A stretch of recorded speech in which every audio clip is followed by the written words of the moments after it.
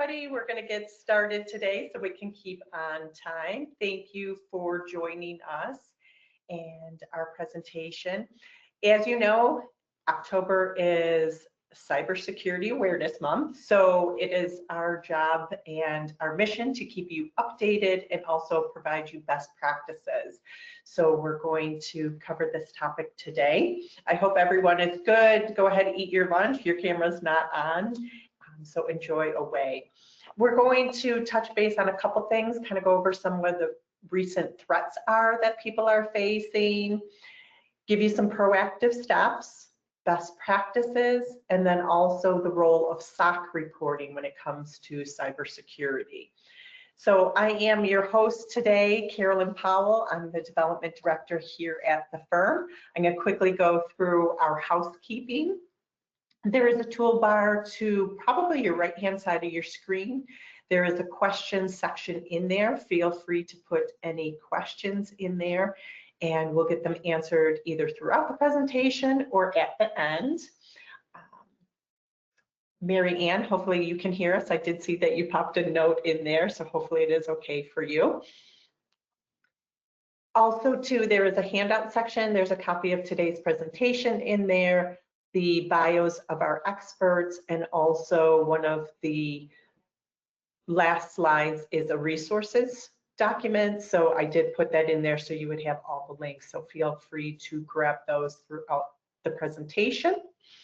You will receive an exit survey as soon as the webinar is finished. If you could complete that, let us know how it was.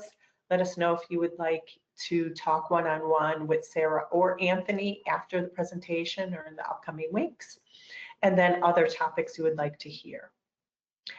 This afternoon, I will send an email out to everybody with a link to the recorded session, again, copy of the slides and the resources guide, and send that off to you if you want to re-listen to it or share it with another colleague. So to keep things moving today, just want to introduce our presenters. We have Sarah. Sarah's been at the firm for over 2 years now, and she previously worked for the Office of New York State Comptroller. So she brings a different angle to this, and a lot of her work is with government, school districts, and corporations. Anthony's also joining us today. He has been with the firm also for just over 4 years and has been in the accounting industry for quite some time now. His focus areas are government agencies, corporations, nonprofits, and foundations. I won't spend a ton of time since you have their bios in the handout section. So we are going to get started. First thing we're going to do to give our experts a little bit more about you so they can, adjust their talking points to help you the best they can. First question, I feel my cybersecurity is, and go ahead if you want to pop in there. Where do we think it's going to come in, guys? Hopefully everyone's in good shape, but we'll give everyone just a minute. I guess some will need improvement. That's why they're here. So give everybody a second to do that. Looks like more than half needs improvement, but that means they're in the right place.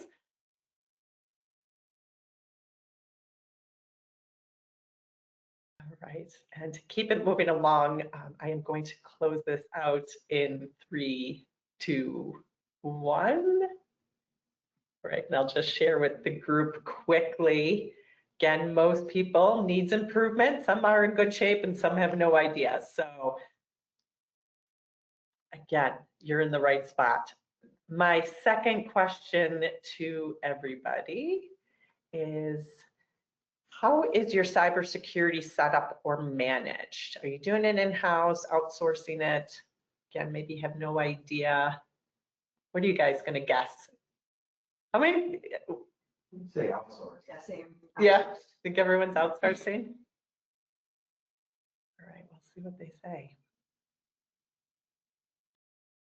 Should have made a little lunch wager on this. So I can cheat because I can see the answers coming in. So All right, I'm going to close this out just to keep things moving, and I'll share just so everyone can see.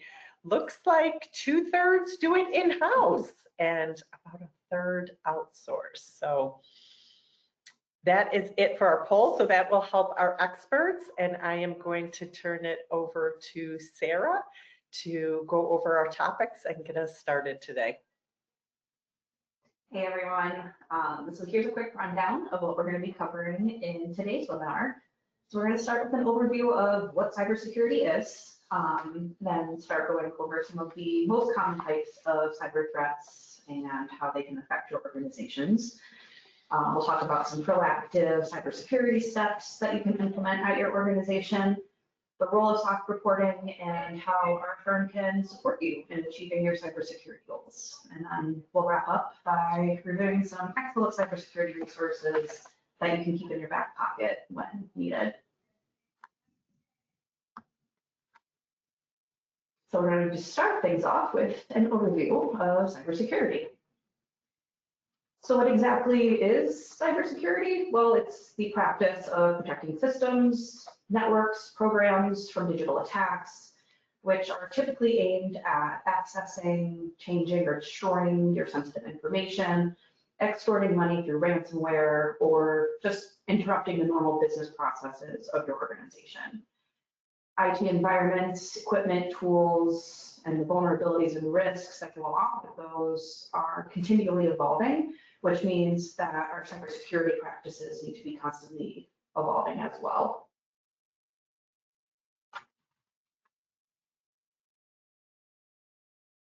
So what does cybersecurity actually entail? Well, to start, 95% of cybersecurity risks and incidents are traced to human error, which means that everybody in your organization plays a role in cybersecurity.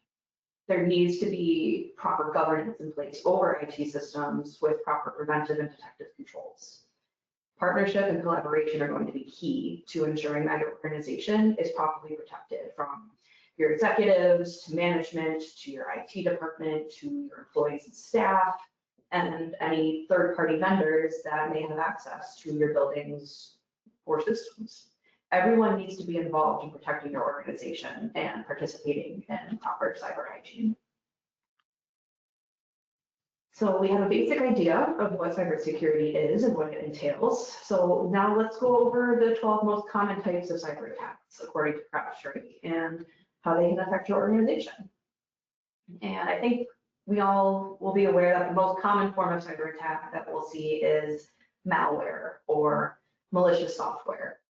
This is going to be any program or code that is created with the intent to do harm to a computer, a network, or server.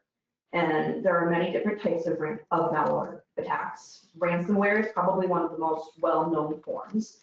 And ransomware is when a malicious actor encrypts your data and offers to provide a decryption key in exchange for a payment. Ransomware attacks are usually launched through malicious links that will be delivered through phishing emails, but unpatched vulnerabilities and policy misconfigurations in your software and networks can be used as well. Other forms of malware can include Trojans, which are malware that appears to be legitimate software, updates to native operating system programs, or other harmless-looking files like free downloads. They're typically installed through social engineering techniques such as phishing or bait websites. Spyware is unwanted malicious software that infects a computer or other device to collect information about a user's web activity without their knowledge or consent. You also have worms, which are self-contained programs that replicate itself and spread its copies to other computers. So it may infect the target through a software vulnerability, or it could be delivered through phishing or snitching. And embedded worms can modify and delete files, inject more malicious software, or replicate in place until the targeted system just runs out of resources. And the last example I have are keyloggers, which are tools that record what you're typing on a device. So there are legitimate and legal uses for keyloggers, but many uses of those are malicious. So in an attack using a keylogger, the software is going to record every keystroke on the victim's device and send it to the attacker, which can then give them passwords and other sensitive information. Our next cyber attack is a denial of service or DOS attack. And this is a malicious or targeted attack that floods a network with false requests in order to disrupt business operations. Users will be unable to perform routine or necessary tasks such as accessing email, websites, online accounts, or other resources operated on the compromised computer or network. Most DOS attacks don't result in lost data and can typically be resolved without paying a ransom. However, the cost of time, money, and other resources to the organization in order to restore critical business operations after attack can be significant. And there are two types of DOS attacks, DOS and dedicated denial of service, or DDoS. And the difference there stems from the origin of the attack. DOS originates from one system, while DDoS attacks are launched from multiple systems dedicated to bringing down the victim's network. And DDoS attacks often happen faster and are much harder to block than DOS attacks.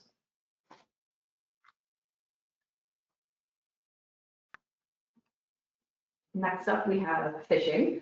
And phishing uses email, SMS text messages, social media, and other social engineering techniques to bait victims into sharing sensitive information or downloading a malicious file.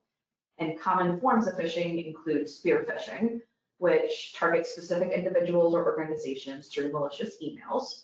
Whaling, which specifically targets senior or C-suite level executive employees with the purpose of stealing money or information or gaining access to that high-level individual's computer. Smishing, which is where an attacker sends fraudulent text messages designed to trick individuals into sharing passwords, usernames, credit card numbers, or other private information.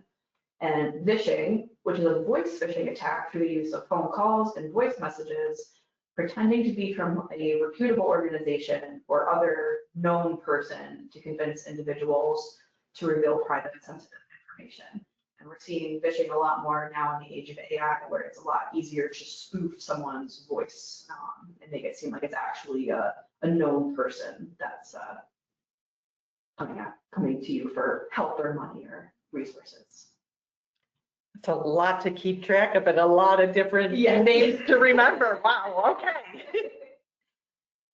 Next, we have spoofing, which is a technique where a cyber criminal will disguise themselves as a known or trusted source to then be able to engage with the victim and access the systems or devices with the goal of stealing information, extorting money, and installing software or malware. Domain spoofing, email spoofing, and address resolution protocol spoofing, which is used to intercept data by tricking one device into sending messages to the attacker instead of the intended recipient, are all examples of common spoofing techniques. Next, we have identity-based attacks, which are typically pretty hard to detect because they occur when a valid user's credentials have been compromised and the attacker is masquerading as the user. It's often difficult to differentiate between the user's typical behavior and that of the hacker through the use of traditional security measures and tools. And there are several common identity-based attacks. One is the man-in-the-middle attack, when an attacker eavesdrops on conversations between two targets with the goal of collecting personal data, passwords, banking details, or to convince the victim to take action such as changing your login credentials, completing a transaction such as transferring money. There's also perhaps the hash attack, where an adversary will steal hashed user credential data and then use that to create a new user session on the same network. It doesn't require the attacker to know or crack a password, as they use the stored or hashed version of the password to initiate that session. Credential harvesting is when attackers gather user credentials en masse to then access systems, gather sensitive data, or some credentials on the dark web. Credential stuffing works on the premise that people often use the same user ID and password across multiple accounts. So if an attacker gets the credentials for one account, they may be able to gain access to other unrelated accounts that use that same login, which is why you often hear it pushed by your IT folks and others to never use the same password for multiple accounts, which I know a lot of us are guilty of doing. Lisa is always reminding us of that. Yes, you never want to use the same password for multiple accounts. And yeah, password spraying is when an attacker uses a single common password against multiple accounts on the same application. This will avoid account lockouts for the attacker that would typically occur when they're using a brute force attack on a single account by trying multiple passwords. And a brute force attack is a trial and error approach to systematically guessing login information, credentials, and encryption keys. So the attackers will submit combinations of usernames and passwords until they finally guess correctly and gain access to the system. Wow, that is a lot. There's a lot. That's a full-time job. Another form of cyber attack is the code injection attack, which occurs when an attacker injects malicious code into vulnerable computers or networks to change its course of action. And the two main types of code injection attacks include SQL injection and cross-site scripting. SQL injection leverages system vulnerabilities to inject malicious statements into data-driven applications, which then lets the hacker extract information from a database, while cross-site scripting is where the adversary will insert malicious code into a legitimate website.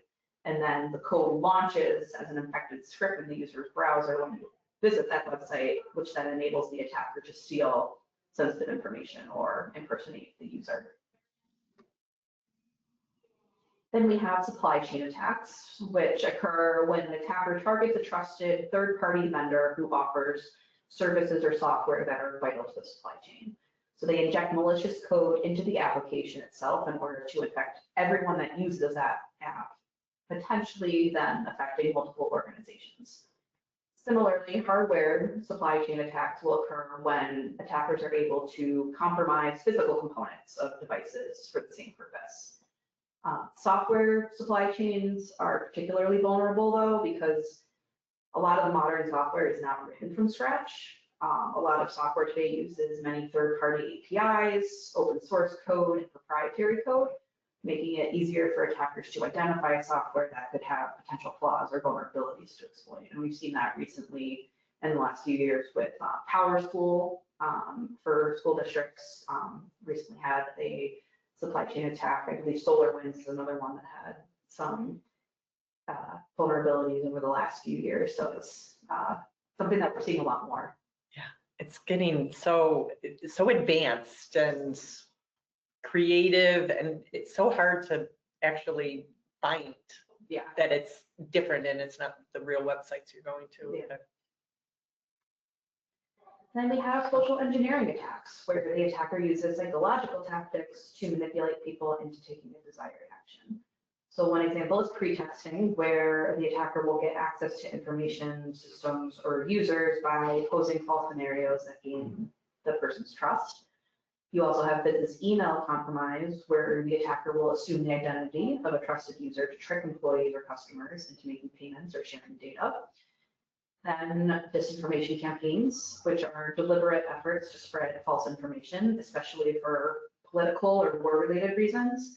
And then from a physical control sense, there's tailgating, where a person gains access to a building or other secure location by tagging along behind a company employee, asking them to hold the door open, which then gives them access to perpetrate physical theft or destroy physical documentation or information.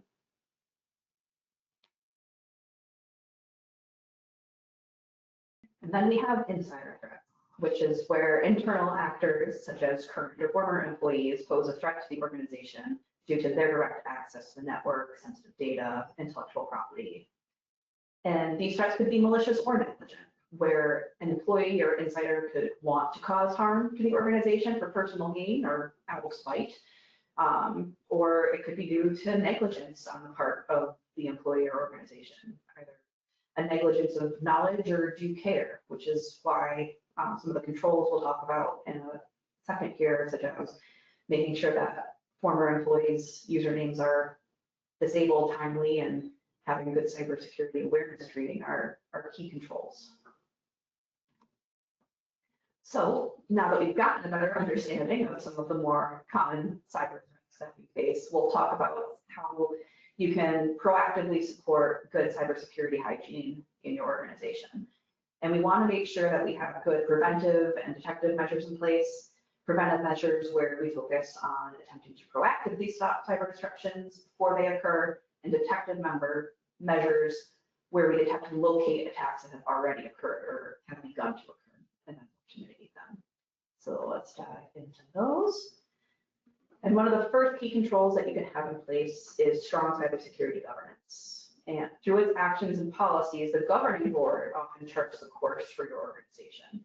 Governance is going to inform how your organization anticipates achieving its mission and prioritizing operations, communicating and providing oversight for the entity as a whole.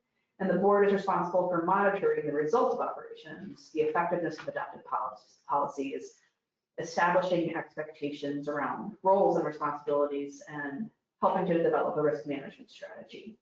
And like economic, financial, and political risks, cybersecurity threats are an ever-present organizational risk. It should be part of your organization's overall risk management program. Next up, we have policies and procedures. Another control that you want to look at when it comes to protecting your organization. Good cyber hygiene by managing for common and pervasive cyber risks, as well as personal, private, and sensitive information protection should be the focus of your IT and cybersecurity policies, with the governing board establishing such policies and management distributing those policies to all users with ongoing monitoring and enforcement. And some key policies and procedures should include, but are not limited to, acceptable use, breach notification, data privacy, password security, mobile device usage, wireless security, and online banking.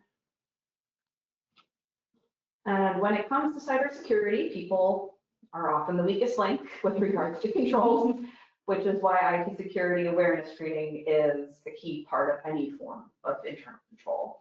So security awareness training helps users learn how to meet the expectations established by your organization's policies, as well as explain the proper rules of behavior for using and managing your IT systems and data. Your organization needs to communicate and reinforce IT-related policies and procedures to all users in order for them to actually be followed. And training is going to be a key way to ensure that happens. Such training should be offered on a consistent basis and in a format that ensures understanding by the users of the organization systems. And content is also a key piece to consider for the training. You should include how to recognize phishing and social engineering attempts, the appropriate use of software and remote access to your systems, the various user access controls that you have in place, and contingency planning. And your organization should make attendance and participation in such training mandatory for all users, and we would recommend offering that at least once a year. Well, yeah, what are Lisa's 3 favorite words? Pause, ponder, and pester.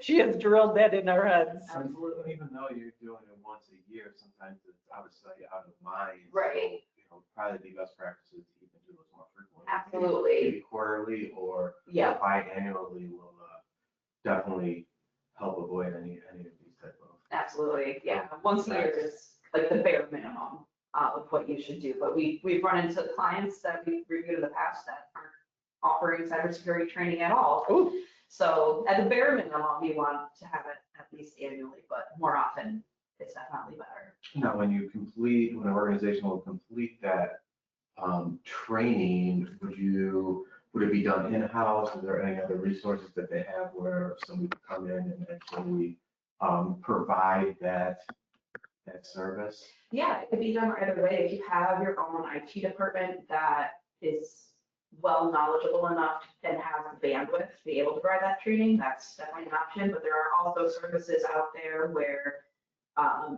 you can outsource the training. There's honestly a lot of great YouTube videos out there that can provide some great cybersecurity training. And we'll have more resources at the end of the presentation. A lot of those resources will have great options for providing or assisting with your awareness training for your company or organization. Sorry, slow on the slides.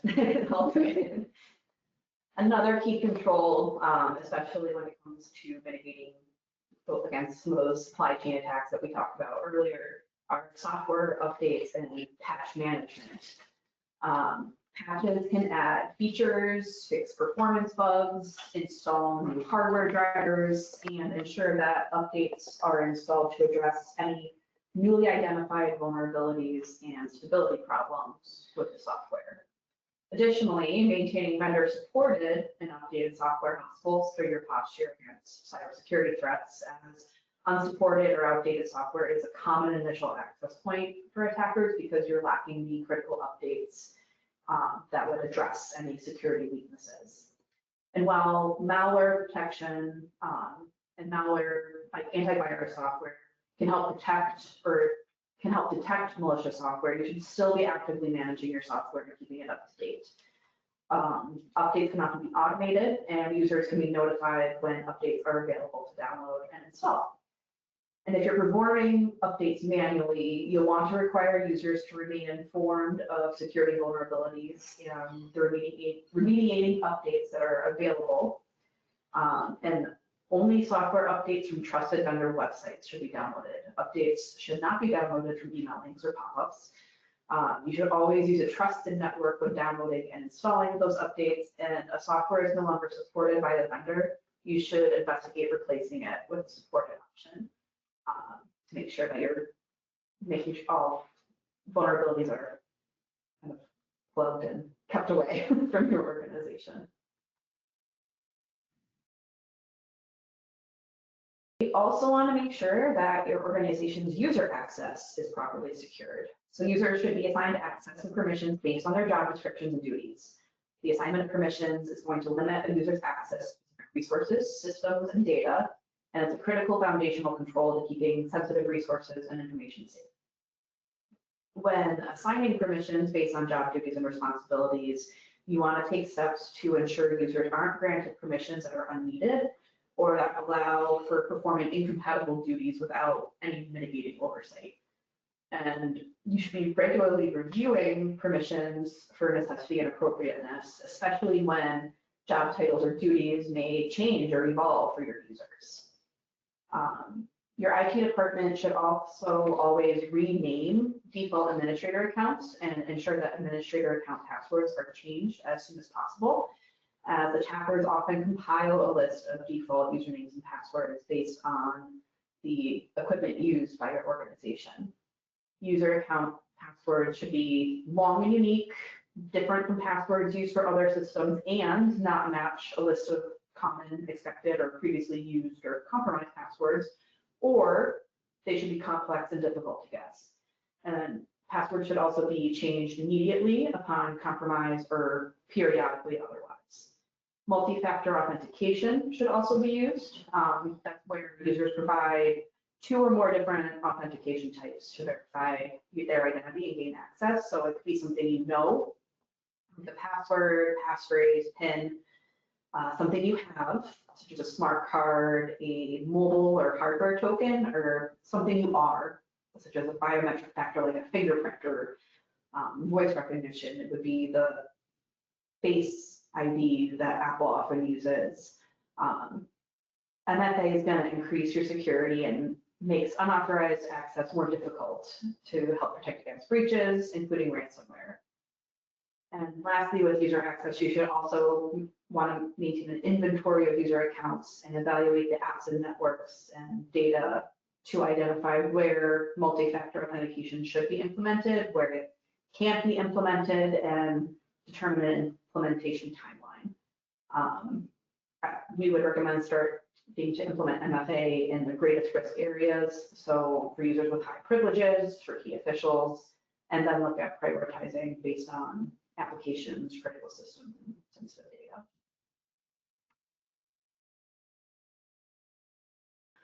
Audit logs are another great control to have in place, as they contain information for events that happen within your networks, your systems, your software.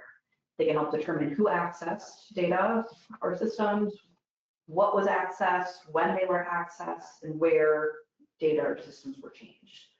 You want to make sure that your logs are enabled and that they're configured to capture and record all key events and relevant information to meet your needs. You can also configure automatic alerting for key events. So you should be periodically reviewing audit logs for events that may prelude an attack, and if possible and practical for your organization, you can leverage a central log management software. Remote access is something that provides IT resource interaction to users while they're outside the physical boundaries of your organization, and this is commonly exploited area by attackers, which necessitates strict control based on the actual need of individual users. Remote access should be restricted to only those users who need it and only to those systems that they absolutely need access to. And multi-factor authentication can provide an additional layer of protection to help control remote access. You should carefully monitor the remote access that you have set up and leverage central network management tools if practical to help enforce those remote access controls and disable remote access except where authorized. Keeping data and systems backed up provides the ability to, on an unexpected event or disruption or disaster, restore your data and systems quickly, effectively, and with the least amount of resulting damage possible. So there are several considerations that you want to make with regards to backing up your systems, including the scope, such as which data and systems should be backed up, the frequency and method, the storage and location, such as securely storing backups off-site and offline, so that you don't want the backups online if a ransomware or a phishing attack would occur, because then those backups can then get corrupted. And then restoration testing. So you want to test those backups regularly, make sure they can be restored without issue. That way you can remedy any potential restoration issues before an actual bad event actually occurs. You should also create an IT contingency plan to provide a solid plan for unexpected events, disruptions, or disasters. Such a plan is going to give each responsible individual guidance as to what to do in the event of certain situations, and will help ensure data and systems are protected, restored, and recovered. The governing board, with the help of management, should develop and adopt the plan, communicate the plan responsibilities to all necessary individuals, and test the plan using tabletop exercises to ensure the plan will work as developed. Then we have physical security over your IT environment. It's not just about what happens to the tech itself, it's what happens to the actual equipment. So IT assets can make up a significant portion of your overall asset inventory, both in value and in number. So you should be providing oversight and be cognizant of the risk to these assets, as they're subject to risk of loss, misuse, or obsolescence. You should verify your IT asset inventory through annual physical counts and maintain detailed, up-to-date inventory records for all computer hardware, software, and data. Your physical asset inventory should track the make, model, and serial number of the assets, the name of the employee or user to whom the equipment is assigned, the physical location of the asset, and any relevant purchase information, such as acquisition date, so you can better be able to track if equipment is going to be obsolete or not.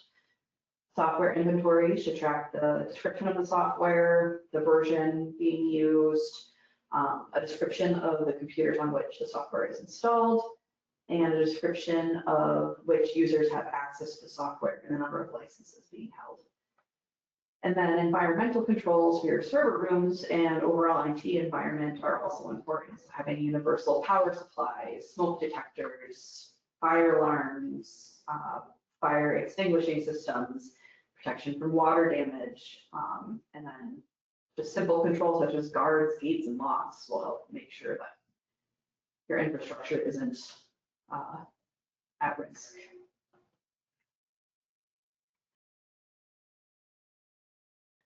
So we have network access and security. So we have firewalls. These are firewalls, which are software or hardware that enforce boundaries between devices on different networks or network segments. They can also act as effective tracking tools because they perform important logging and auditing functions. So you want to configure firewall rules to allow only those communication types needed for system operations and explicitly deny all other communications. And then intrusion detection systems are automated solutions that analyze computer and network activity and alert administrators to potential threats. So these are network-based systems that capture and analyze network communications within the network or a network segment, or they can be host-based systems that capture and analyze activity to and from a specific computer. These should be implemented to selectively identify unauthorized, unusual, and sensitive access, such as an attempted unauthorized access, deviation from typical access trends, highly sensitive privileged access, such as the ability to override security controls, any floods of data coming from or going to a particular system, and then any access modifications made by security personnel or multiple consecutive unsuccessful attempts to log onto a system.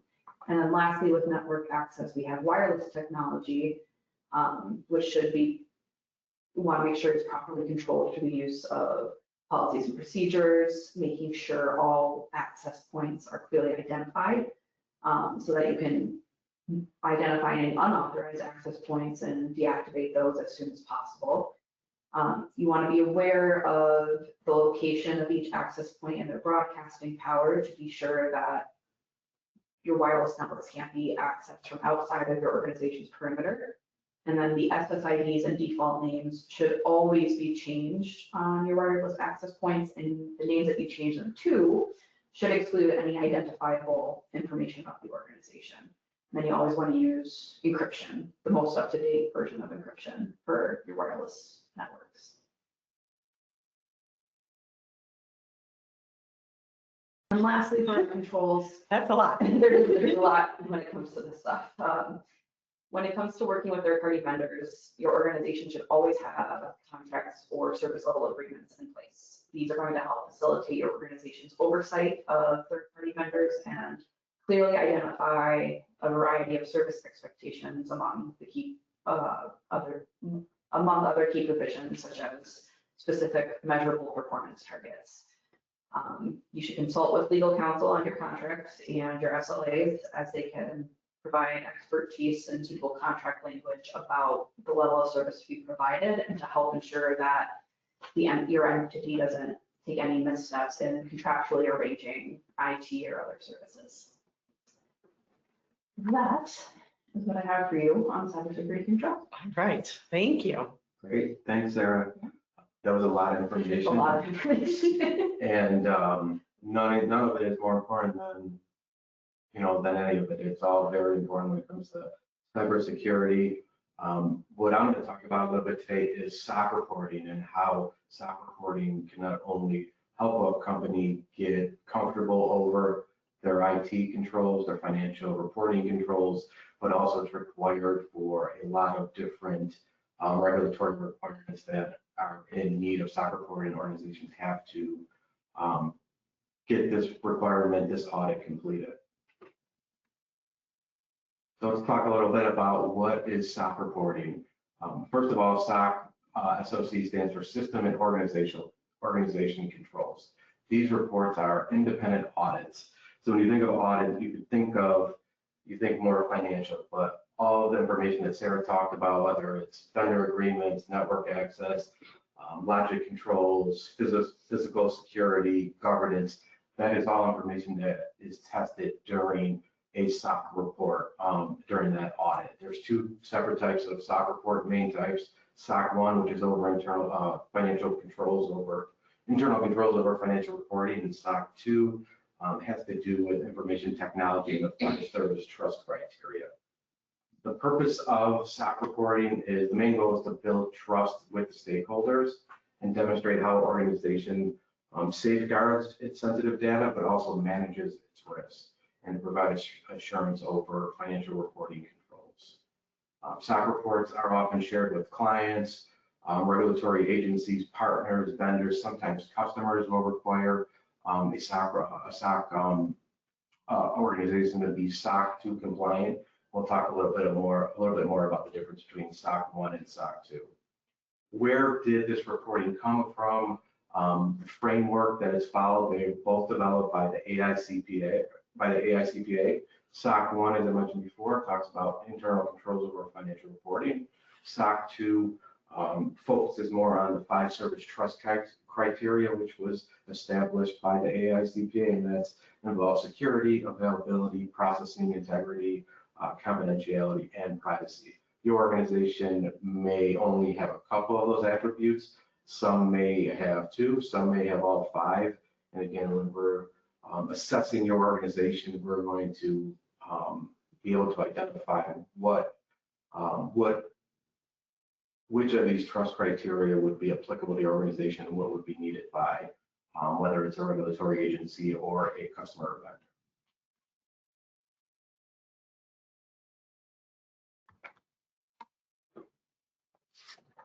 So some key differences between SOC 1 and SOC 2 is illustrated in this slide. The focus for the SOC 1, as I mentioned, is financial reporting controls.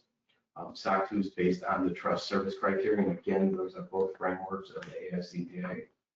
SOC 1, the audience for a SOC 1 are auditors, organizational level financial statement audit, or any type of internal control audit, and they will rely on SOC reports as audit evidence to ensure that some of the service organizations are up to speed on their controls and their safeguarding information.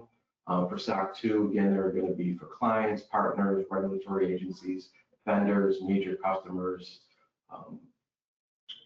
audience of that nature. Common use, payroll, billing system, and other financial processes for the SOC 1.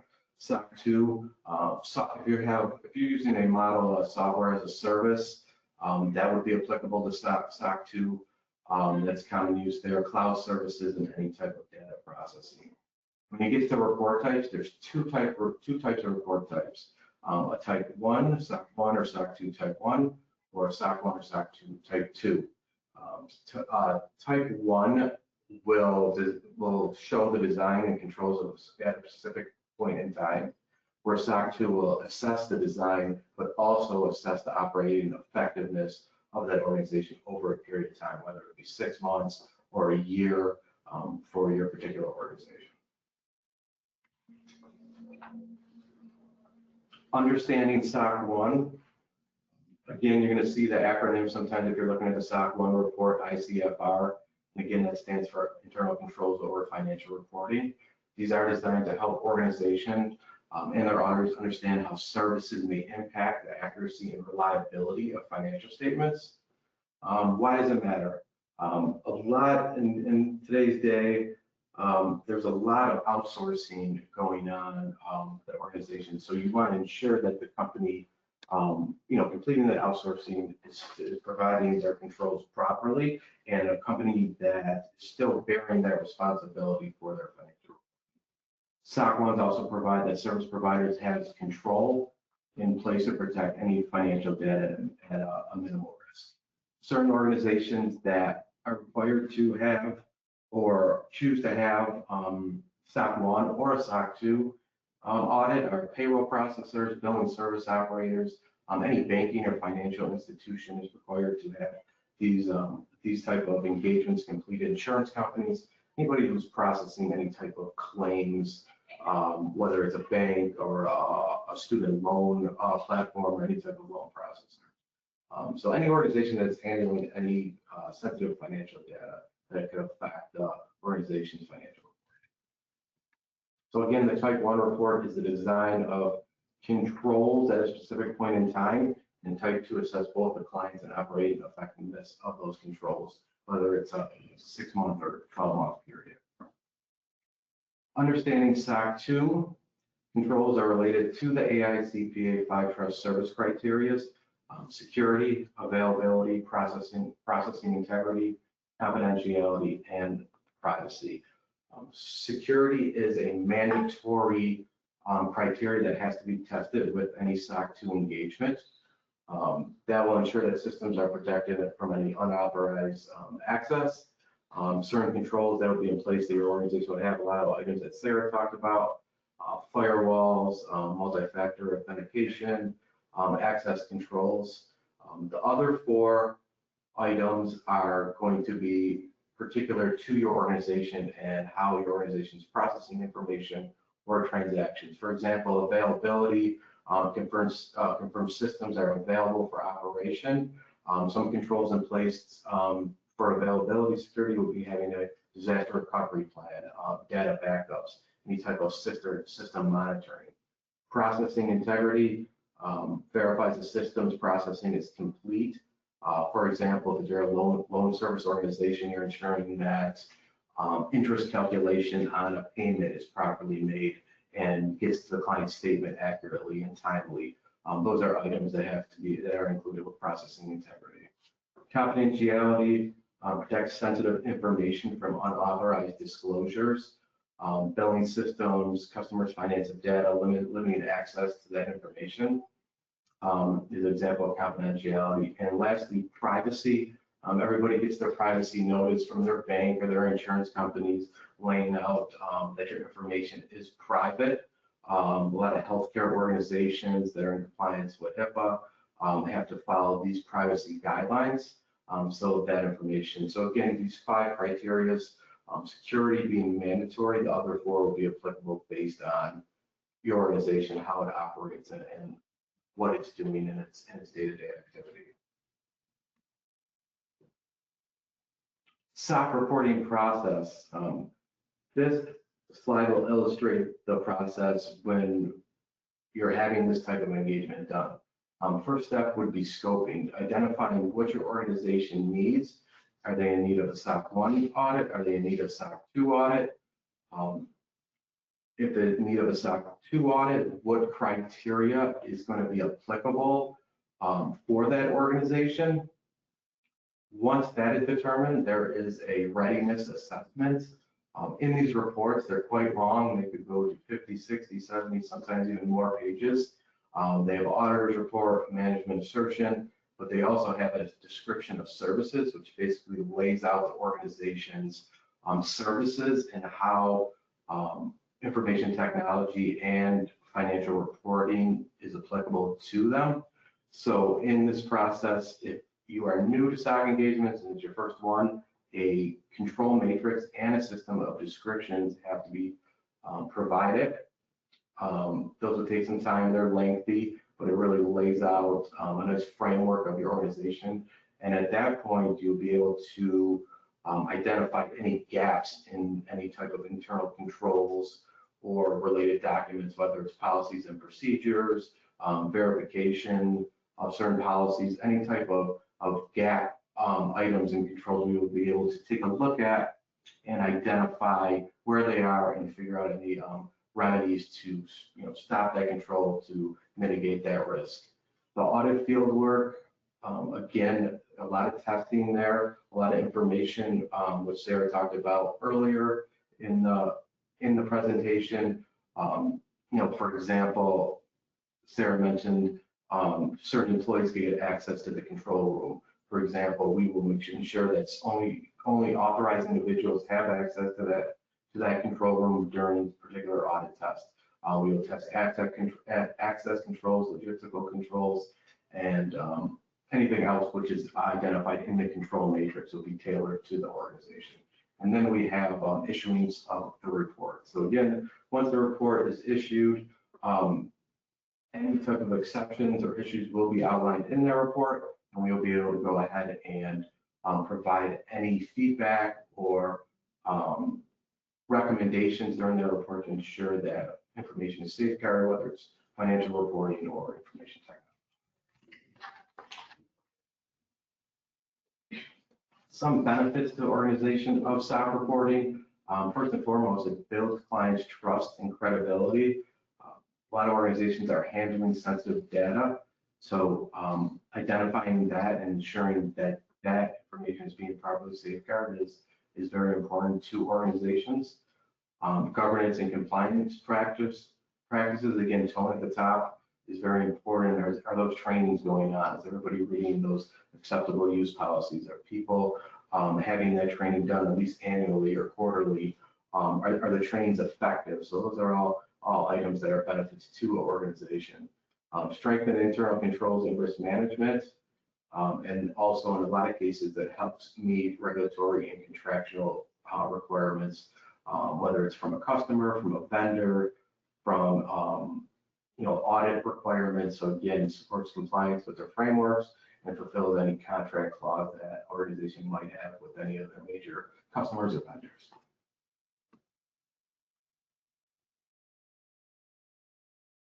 Some common pitfalls to avoid when assessing your SOC reporting or with your current others: inadequate documentation or control design. If controls are poorly defined, they may missing or not aligned with audit criteria, they'll lead to failed audits or delays. Misalignment between IT and compliance teams. Underestimating time and resource commitments. And very important, this last bullet: treating the SOC report as a one-time checkbox exercise.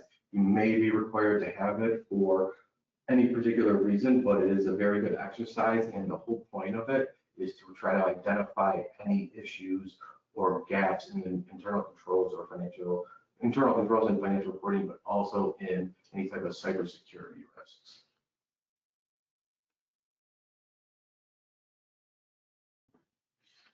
So how can Tranconi Segura and Associates support your cybersecurity goals and SOC reporting goals? Turn it over to Sarah to talk a little bit about cybersecurity.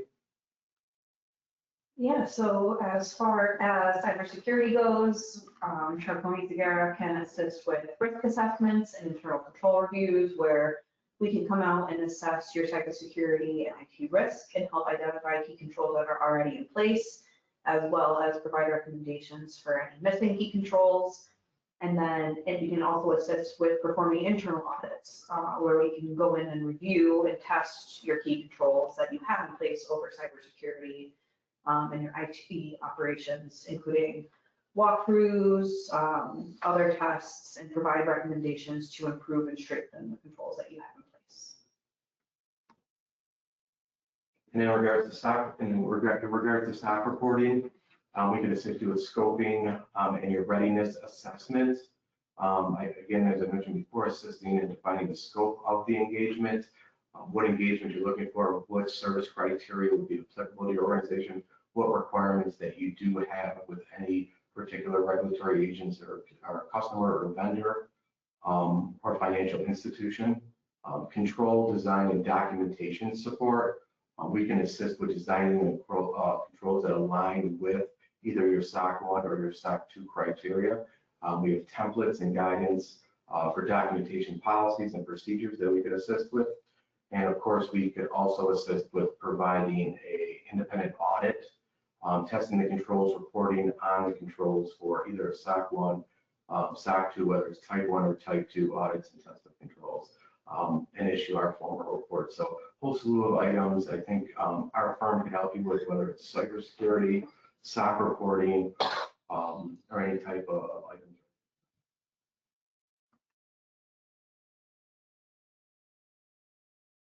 We just have some resources to share with you. Again, I think Carolyn's mentioned that this will be a separate Canada as well. But these are just some great websites and different organizations that provide and regularly update cybersecurity guidance when it comes to making sure that you have proper controls in place. This was great, and I'm sure those resources will be handy for people. Yes, they are in the handout section, and they are will also be emailed to you this afternoon. So as we wrap up, feel free to put some questions in the question box before we fully let our experts go.